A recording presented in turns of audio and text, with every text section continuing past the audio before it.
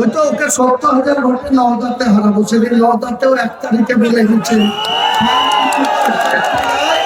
হাবিবকে বলে গেছে তোমরা চেয়ার ভাগাভাগি করো না, আমি নওদায় পাচ্ছি। তো আমার খুব আনন্দ হয়েছে যে অভিষেককে হারাবো নওদায় আর রেজিনগরে হারাবো মমতাকে। মমতা প্রার্থী আর অভিষেক বলছে আমি নওদায় প্রার্থী।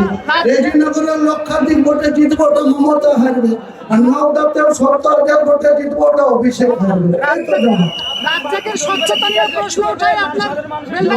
সাধারণ মানুষ নিশ্চিন্তে শান্তিতে সম্প্রীতি বজায় রেখে বসবাস করবে, কোন পুলিশের চোখ লাগানি সহ্য করতে হবে।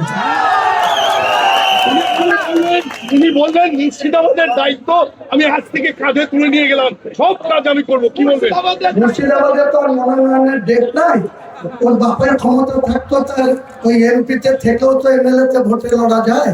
দেশের লড়লো না কেন? দেখাতাম তাকে ঘুরে গেছে।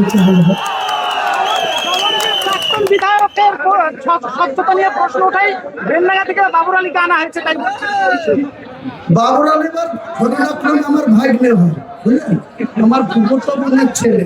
ও রাজনীতির অবুঝে না, শিক্ষকতা করে, অনেক নাদান ছেলে। তাকে নিয়ে যেহেতু আমার ভাগ্নে হয়, ফুফুতো বোনের ছেলে, তাকে নিয়ে কিছু বলবো না। এখানে জলঙ্গের মানুষ তাকে জবাব দেবে।